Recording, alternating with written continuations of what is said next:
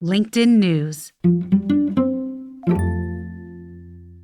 The space between the conscious and the subconscious is liminal space. Liminal is the in-between. And so it's about taking what's in the subconscious and making it known. And then when it's known, we can change it and shift it if we want to. It's always, we have the choice. It's up to us. And so it's really about ending that cognitive dissonance.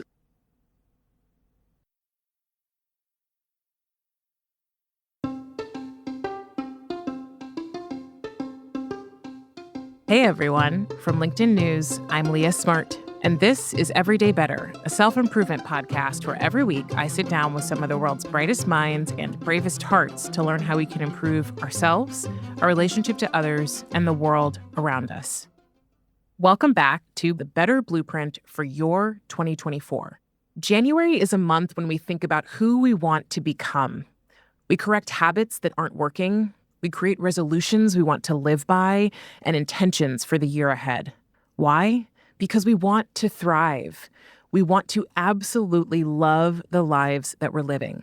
But without clarity on what to focus on, it's really easy to miss the mark. So this month, we're introducing a series. It's a roadmap for thriving in 4 essential areas: physical health, emotional health, relational health, and work health.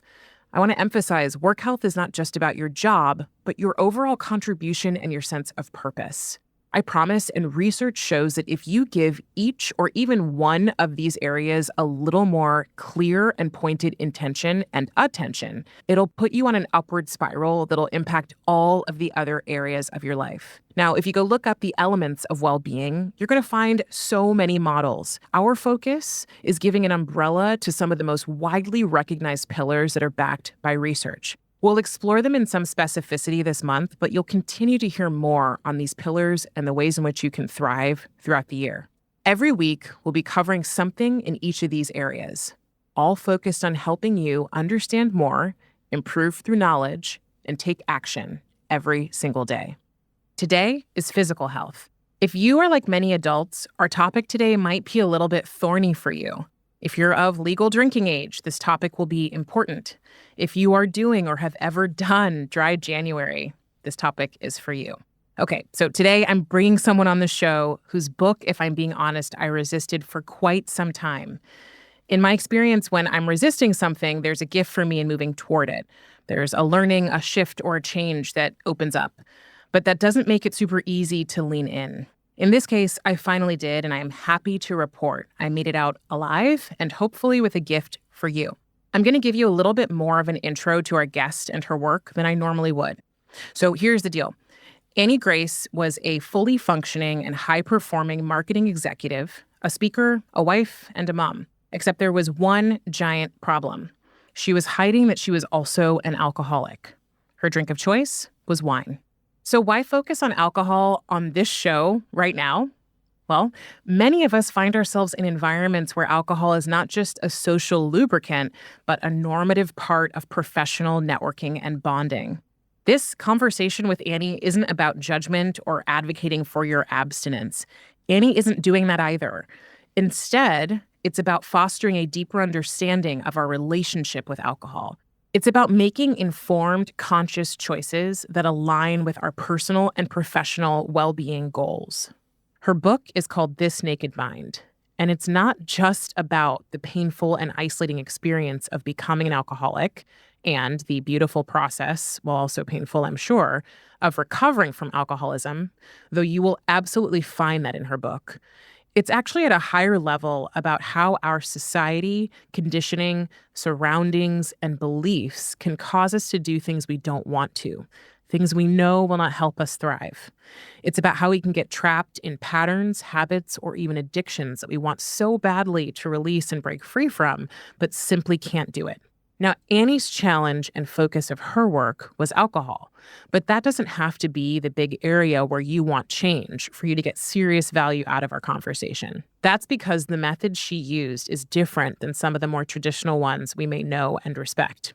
The liminal process, or liminal thinking, which is a way to unpack and transform unhelpful patterns, beliefs, and habits, even addictions, beneath the surface in our subconscious mind. That, as it seems to be turning out, is the key.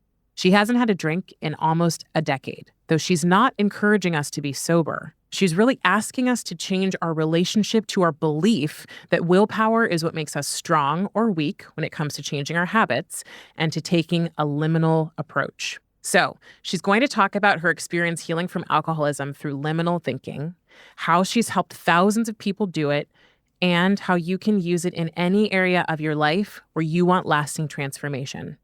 I'll see you on the other side, and here's Annie. The main purpose, I would say, is to help people feel less regret when they do make a change without any blame or shame, with fully knowing that the best way to change is through radical acceptance and curiosity, and not through the rules and the blame and the shame and the torture that we put ourselves through when we're trying to change a behavior in the typical fashion. Radical acceptance and curiosity. So it didn't start that way for you. So tell me a little bit about your story and how you got here. So I didn't drink a lot in college and didn't even drink a lot in my early adulthood. I was living in an apartment in Brooklyn. I had a Manhattan job. I was invited out to my first happy hour. Got the bill. It was $25 for a cocktail. This was in 2005. And I was like, okay, I can't afford that. Still that way today, by the way. So expensive. And I was like, that's ridiculous. So I just kind of stopped going out to happy hour. And then I was actually taken aside from a boss.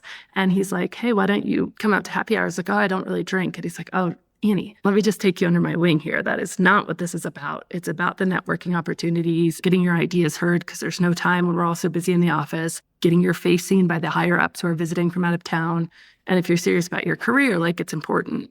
So I was really serious about my career. And so I actually had a method. I would have a glass of wine and then a pint of water and alternate them so that I would never get too tipsy. And I remember times feeling like, oh, I'm feeling tipsy. I'm feeling out of control. I would actually go into the bathroom and throw up the last glass of wine just so I could keep drinking and stay out and stay in control. And so it was this very methodical, intentional thing at first that morphed because all of the things that I was doing to cope with stress were, I'd run, I'd go to exercise classes, I'd read books, I'd do all these things. And all of a sudden I'd go home and what was drinking just at work became drinking at home too. And I'd be like, oh, it's easier to just stop at the bodega and grab a bottle of wine and bring it home with me. My husband was working investment bank, so he was working till 10, 11 every single night. So I was alone a lot. So I ended up drinking alone at home a lot. Fast forward a decade, I've had two young boys at the time, 2 and 4 years old. I was working between the US and the UK because I was now promoted multiple times. I was internationally in charge of marketing for my company. And I was drinking at least 2 bottles of wine a night. I would buy boxes so that I wouldn't know when I was finished with that first bottle or that second bottle. And the physical, if nothing else, consequences just started mounting in my life. And so I did what most people do, which is like, okay, no problem, I'll just drink less. And interestingly, that decision to just, okay, I'll just drink less, kicked off something I did not understand at the time, an internal argument, because all of a sudden I was trying to use my willpower to make myself not do something that I not only wanted to do, but I had come to believe was vital for my life. I truly believed it was important to relaxing in the bedroom. I believed it was important to networking. I believed it was important to being present with my kids. I thought it was the only way to have fun. I thought it was the only way to take the stress out of the week. I literally saw alcohol as a friend, an ally in managing my entire life, and certainly not as the problem. So when I made that decision, okay, I'll just drink less or not drink till the weekend, it was almost then that my drinking really started to increase. And then I lived in that place of a lot of drama for many years. Well, and what you're referencing is what you talk about in the book, cognitive dissonance, that one part of us wants to do one thing, the other part doesn't agree. So we're like at war within ourselves, which I think it's important actually now to say, I imagine for people listening, you're thinking, well, that's not me. I'm not drinking all the time. I don't drink 2 bottles of wine a night. And I want to say, keep listening, because there's a lot of really good information to understand that we separate ourselves from people, and it helps us feel like we are living in a different world and that it could never happen to us. And those are the very people it happens to. So I do want to call that out. But the cognitive dissonance piece I experience when I go do something and have more than 2 glasses of wine, I'm going, I regret that in the morning. And beyond just the hangover, which hilariously, a lot of what you talk about in the book is like, duh, like the fact that you're having a hangover is literally your body saying, this is not something you should put inside of me. And we have made it socially acceptable, if not humorous, to have a hangover and then to nurse that hangover for many people with more alcohol and making it funny. What was interesting to me is thinking about the humor we put around alcohol. And that lightens the mood and lightens everyone's thoughts about it. But the cognitive dissonance piece, I imagine many people have experienced that feeling of, I went out and had a crazy night and I can't remember it, that blackout event. But even just I had a couple too many drinks, what did I exactly say to that person? And then you start down the path of, why do I do this? Like feeling the shame, feeling the guilt, and then knowing and looking ahead at your social calendar or your life and going, and how am I going to stop given the way that I live? Yeah, and I just echo what you said at the very beginning. In addition, is it didn't start that way for me either. I remember having a friend who actually went to AA, and she came over to my house, and I went to get the bottle of wine that we usually would open together, and she was like, oh, I'm not drinking anymore. And I was like, why not? And she goes, well, I found out I'm an alcoholic. And I was like, oh, what about me? Like, I keep up with you drink for drink. And at the time, yeah, we were maybe splitting a bottle of wine. And she was like, no, I was born this way. And so it really reinforced that idea for me that there was kind of us and them. And she's like, no, you're normal. You drink differently than I do.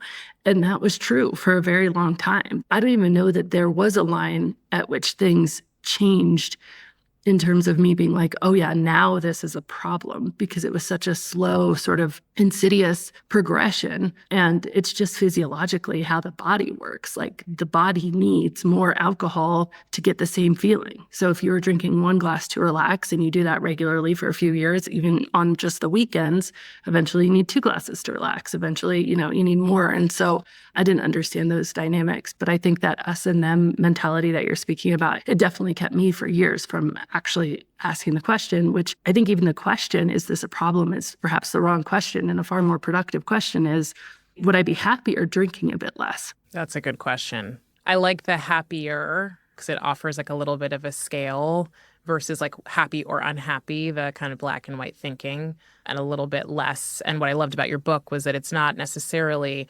you trying to convince people that they all need to be sober and never drink again. It's you helping people see their relationship to it currently and then decide consciously with information how they want to relate to it and how much they want to consume.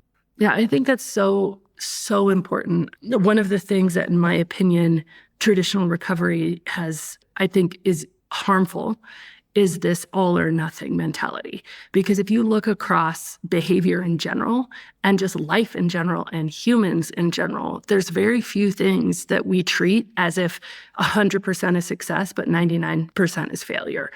But then Dax Shepard came out with a Day 7 episode about how he basically sacrificed 16 years of sobriety because of a few incidents. And the idea that you throw away 16 years because of this all or nothing mentality, I mean, he says in the episode, it kept him from even coming clean sooner because of that massive burden of disappointment in self, disappointment in my community, all of these things. And if you just look at it critically for a second, like I literally cannot think of another area in life where we measure things where 100% equals success. In all of my work, I talk about, instead of relapse, we don't use that word. I use the word data point, which is simply, this is data. Like you had a drink or you drink more than you want to, and you only wanted to have one, you had 3 or 4.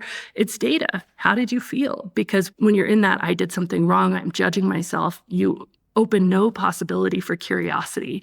And I really think curiosity is so important, because if we start with the premise that you're not broken and that you're doing the best you can with the tools you have, that there's absolutely nothing wrong with you, and that there's no ultimatum to stop drinking. There's no all or nothing in the future, because that, by the way, you won't even know you're successful till you're dead. If you say, I'm never going to drink again. So I literally have never said that. I will never say that, because it's not something that is mentally healthy.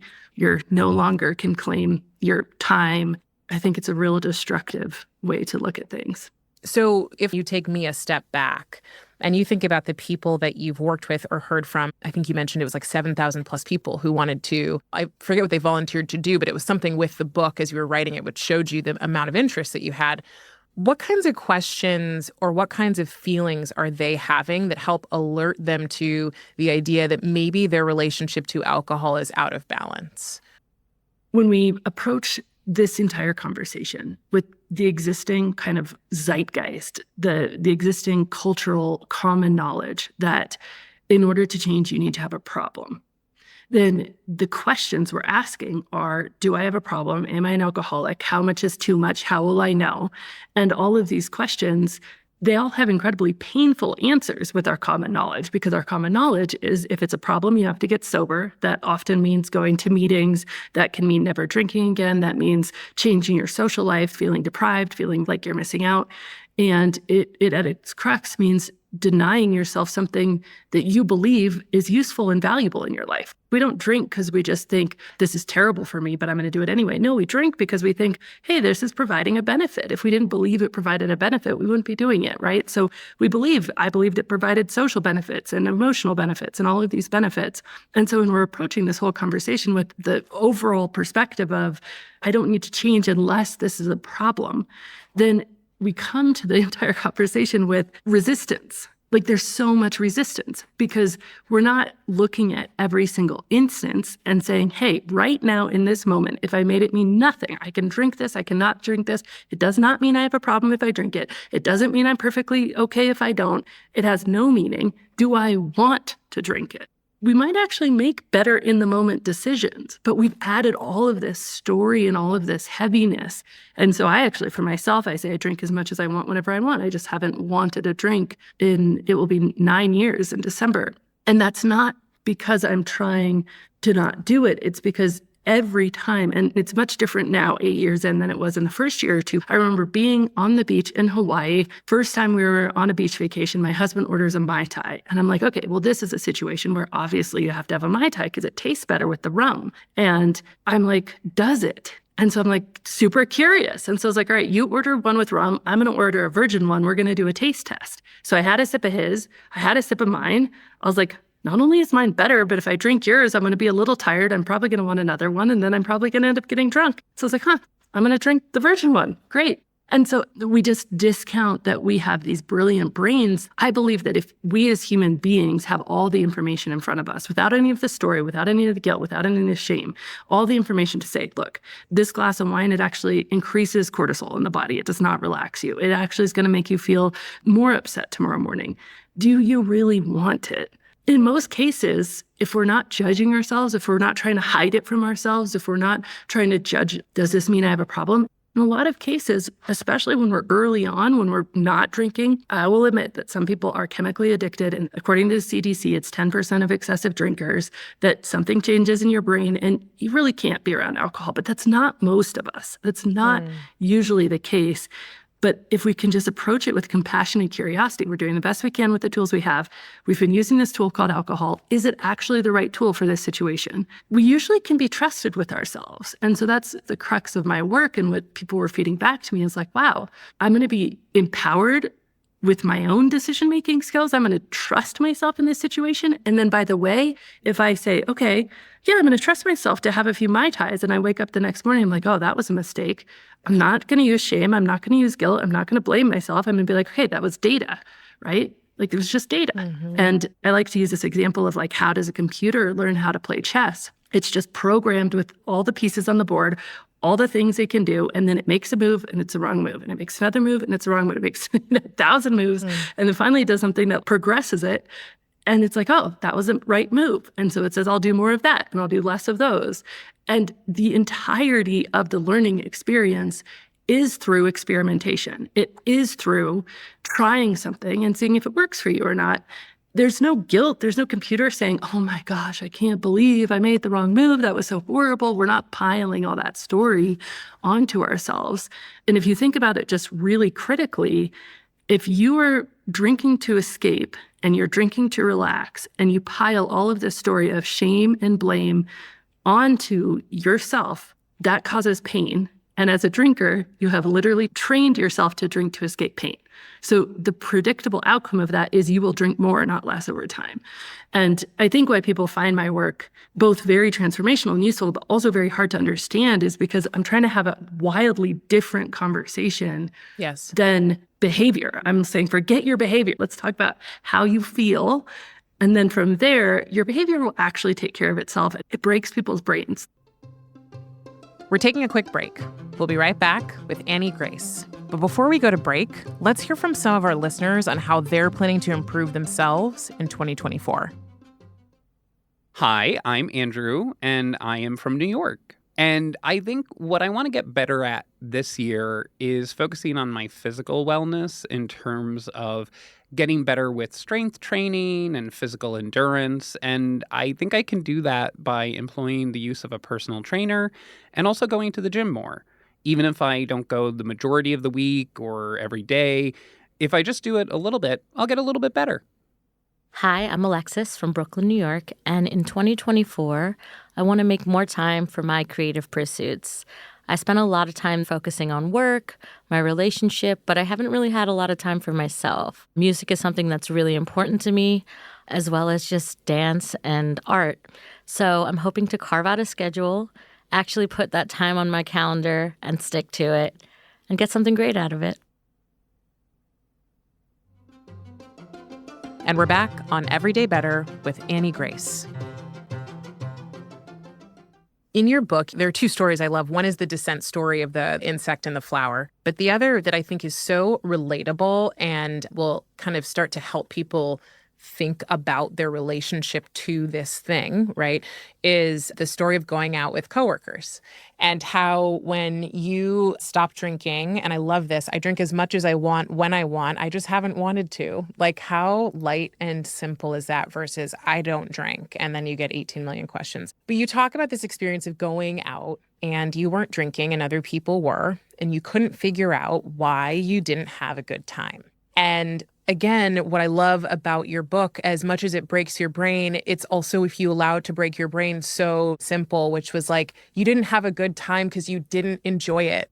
I was like, oh my God, I've been at countless events where people have been drinking. It's a normal part of our culture. And like you said at the beginning of the book, 87% of American adults say that they drink regularly, right? So it's very typical for us to do these things. And we make up that because we drink, we're having a good time. When I think about my own experiences, I'm like, when I'm around people I don't know, that don't know me, that I don't necessarily feel comfortable sharing all of who I am with yet, or even, who you keep some sort of mask on for, I think, well, in order to get to where I need to get to with these people, I need to have a drink. Instead of, wait, this is just my body and my brain's natural way of responding to discomfort with people I don't know. That story just took me back to so many different times at different bars, restaurants, or parties where I went, God, do I not fit in because I'm not having a good time? Or am I getting a message that I should be listening to? Did you find that that was common with a lot of people? Yeah, very common. First of all, I just want to say that what you just did, like you and I just speak so much of the same language, because what you just did, I call like definitions over labels. And so you said, I'm not going to label it, I'm going to define it. And it's just like speaking my love language. I love that. So important. Yes, love it. Yeah. So that feeling of, okay, there's people here I don't know. My story specifically was I had gone out to lots of work dinners, no drinking, and I enjoyed myself and it had been great. And then the first time we went out after work, we were in London and we went to this really loud club. And I still wasn't drinking, but in my mind, I was like, I'm going to be the one who doesn't care. I'm going to be the one who enjoys everything. And I get back from 3 hours at this club where I couldn't hear anybody. Everybody was sloppy. And I'm in my hotel room and I call my husband and I'm just like, I guess I really do miss drinking because this was so miserable. And he's like, I have never known you to enjoy clubs, ever. And it was funny because I had turned off that part of myself with alcohol. Like when I didn't drink a lot in college, people would be like, let's go out to the club. I'd be like, it's not my scene. But I had turned that off. It's just who I am. Nothing right or wrong about it. And so I was like, oh my gosh, I just actually don't like that. And exactly what you were saying, all you have to do is look at like a little kid's birthday party.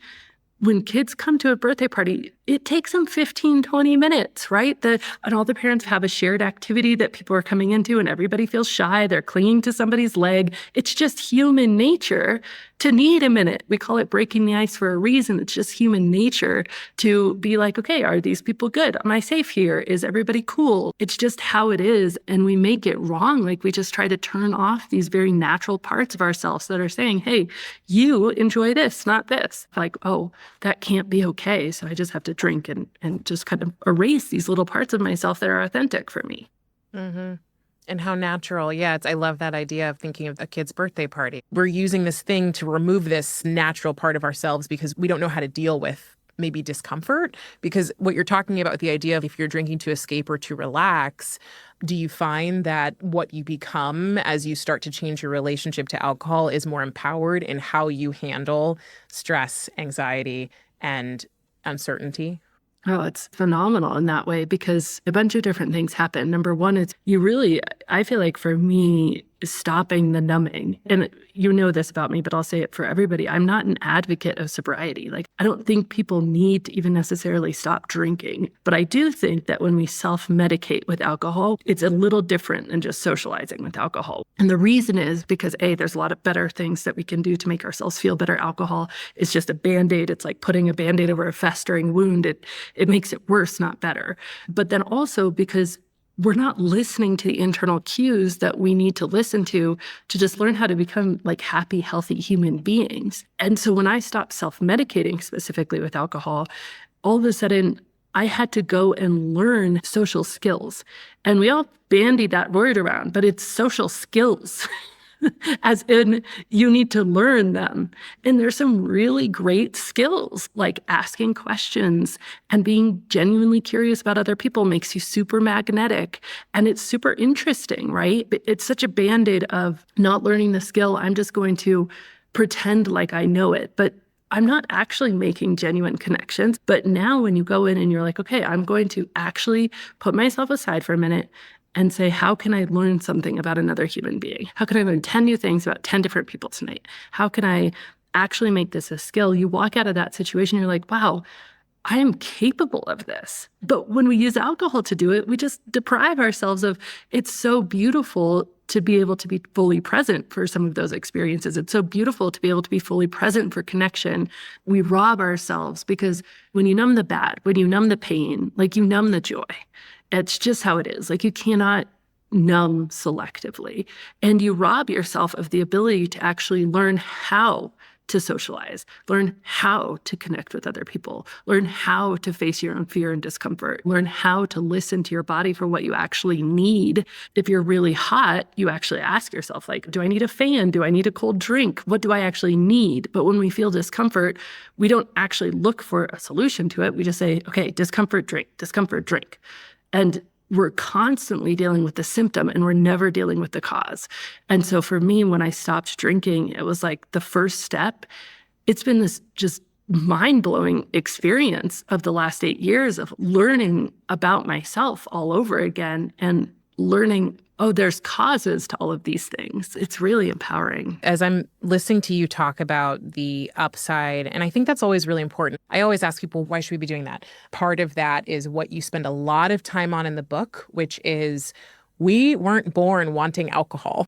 So can you talk a little bit about these two big things, which are the societal pressure and the smaller community social pressure? It's such a good one because it is at its core, learning how to navigate that low-level discomfort that comes from being different than everybody you're around in that sense. And it's very specifically with those intimate gatherings with the communities, and especially when you feel pressure from another person of like, why aren't you drinking? You used to drink. What's the deal? The understanding that the dynamic that's happening there is actually so much more about them than you. And I remember this so vividly with my own drinking. When somebody would show up not drinking, I was really triggered. I didn't have words for it at the time. And it's a very triggering thing if you have any questioning of your own drinking at all and somebody isn't drinking. It's like holding up this mirror and this neon sign. And it says, you're going to judge me. You're going to be too good for me. Our relationship is going to change. I'm going to lose you somehow. Or I'm going to have to face a truth about myself that I don't want to face. And so all of that is like flooding in to the energy and the space between you all at once. And so that question that you perceive as like, gosh, that was aggressive. I'm just not drinking. No big deal. When you can like peel back the layer and see, oh my gosh, this person is not even consciously, but subconsciously afraid of their own drinking, afraid of the dynamic between you changing, afraid of your judgment, afraid of their judgment of themselves. All of this stuff is happening. Then it can become something where when I realized that, I started actually trying to go out of my way to make sure people were wildly comfortable drinking around me. And so I would do that in different ways. I noticed that if I was ordering for the table or if I was the first one to order and I'd order an iced tea, then everybody else would kind of look at each other and they'd be like, oh man, all right, I guess I'll have a Coke, And I was like, I don't want people to, because we're such social creatures. We have mirror neurons in our brains that like make us do what the person across from us is doing. It's totally subconscious. And so what I would do is I would be like, okay, who's drinking red? Who's drinking white? Who wants a cocktail? And I kind of orchestrate all the ordering. And then when everybody had ordered, I'd tell the waitress, just bring me an iced tea. And then everybody was taken care of. And it was just this over trying to say, hey, you and I, this space between us, this is safe. This is good. There's no judgment here. This has nothing to do with you. But I was very, very comfortable. So I know not everybody comes out of the gate that comfortable. But because I'd done all the research that went into the book, so I'd really gone through this liminal process myself of what it is ending the cognitive dissonance in myself, that internal fighting, rewiring my subconscious belief systems with science, and then adopting this very intense experiment mentality of what is it going to be like? And when I'd gone through that process, then I could show up for other people in a way that helped them feel super safe. And then the beauty of that is that when somebody feels safe around you, they don't feel like they're going to be judged, they don't feel like they're going to be left behind, then if and when they're curious about their drinking, guess who they ask? It's me.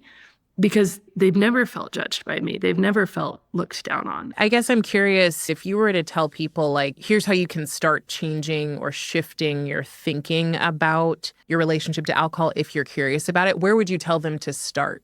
So 2 key pillars, and it's curiosity and self-compassion. And they have to coexist with each other. It's really hard to be curious when you're judging yourself. So you almost have to put down judgment in order to be curious. And obviously putting down judgment awakens self-compassion. But very practically with that overarching theory, I would say when you decide to have a drink, notice when you feel better. For me, it was before I actually sipped the alcohol.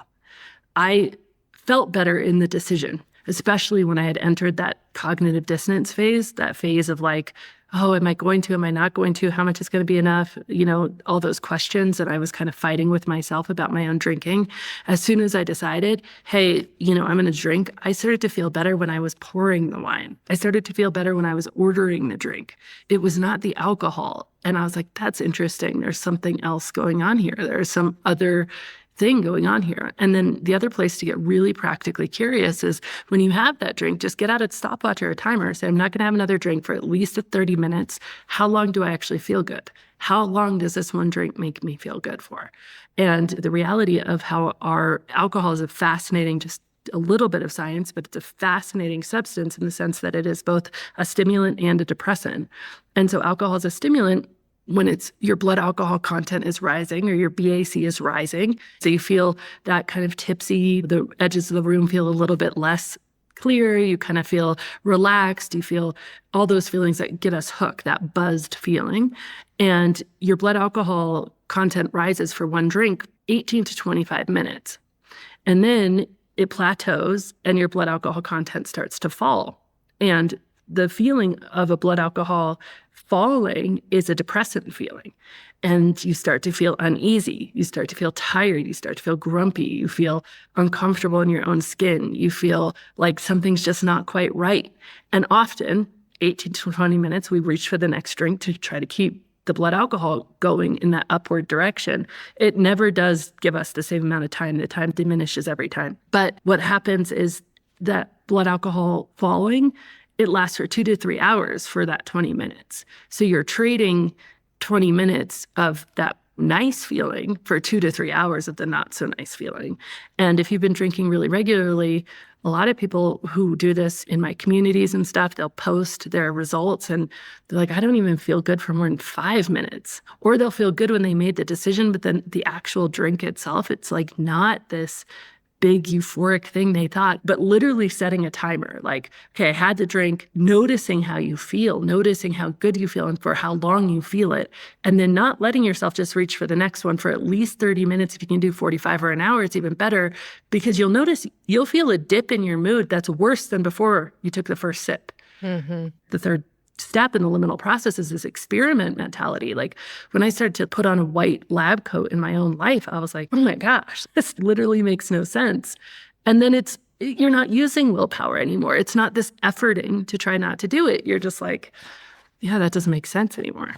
Is it that liminal thinking is helping us use our willpower differently? Is it that liminal thinking is helping us change our subconscious and so we don't even have to use willpower? What does that look like? So the liminal process, and liminal, as I'm describing, is just like the space between the conscious and the subconscious is liminal space. Liminal is the in-between. And so it's about taking what's in the subconscious and making it known. And then when it's known, we can change it and shift it if we want to. It's always, we have the choice. It's up to us. And so it's really about ending that cognitive dissonance. In fact, in the beginning of the book, I say, stop trying to stop drinking. Just read the book. I don't want that internal fight anymore. And that ends that cognitive dissonance. So you can at least have the space to hear something new. And then the next step is rewiring those subconscious beliefs. And that literally looks like surfacing them. I believe that alcohol relaxed me like I believed the sky was blue. I didn't think it was a belief. I just thought it was true, which is how you know it's subconscious. You just think it's true. And so to be like, okay, well, actually, the science is that alcohol creates a stress response of the body instantly. It releases cortisol. Your brain responds with the stress hormone. That's really interesting. And that's one of, maybe a dozen different points that I would make about that alcohol relaxing you, which changes your thoughts, which changes how you feel. And then when you change how you feel, you change what you do. And so that's the second step. And then the third step is trying it on in your own life, adopting that experiment mentality and saying, how is it if I just time a drink? When do I actually feel better? Those examples that I gave earlier of just saying, okay, what might it be like? What if I did try 30 days? And the point of it is that without desire, there's no temptation. So why it's so hard to understand is because we don't feel like we have control over our desires, and we don't feel like we have control over our emotions because they're rooted in our subconscious. But we all can think of somebody who we used to be in love with. The sun wouldn't rise without this person. If this person broke up with us, our lives were going to be over. It was absolutely miserable. And we couldn't even imagine life without this person. And now we can't even remember their birthday. Like, we don't even know where they live anymore, right? Like, we all have that experience of our desire changing so radically, but it happened through a process. And so it's kind of surfacing that process and saying, I know you cannot even begin to imagine, but through this process, you might not want to drink anymore. You might not desire it. And if you don't desire it, then yeah, there's no willpower needed. Got it. And I love that you lay out that process and the cognitive dissonance piece. Also, it feels counterintuitive, but that you'd say, don't worry about stopping, just read. Yeah, it's taking all the focus off the behavior, because the entire liminal process is to change emotion. Because when emotion changes, behavior changes. And all the newest science, and this is all science that has come out since I wrote This Naked Mind, which is really cool, but it's come out from Dr. Lisa Feldman Barrett and Dr. BJ Fogg out of Stanford. And it says definitively that they have now proven that it's not how long you do or sustain behavior change that makes it stick. We used to think it was 60 days or 90 days or 20 days. It's how you feel.